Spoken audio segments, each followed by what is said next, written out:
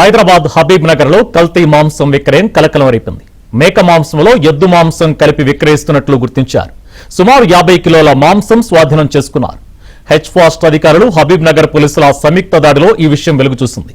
మల్లేపల్లి బడి మసీదు సమీపంలోని ఉస్మాన్ మీట్ షాప్ లో తనిఖీలు నిర్వహించిన అధికారులు దుకాణ యజమాని ఉస్మాన్ ఖురేషీపై కేసు నమోదు చేశారు.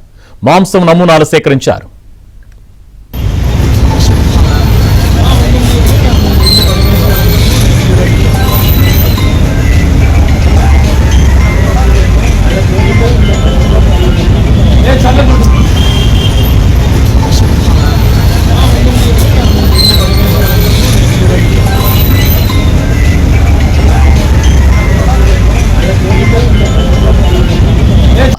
హెచ్ ఫాస్ట్ అధికారులు హబీబ్ నగర్ పోలీసుల సంయుక్త దాడిలో ఈ విషయం వెలుగు చూసింది.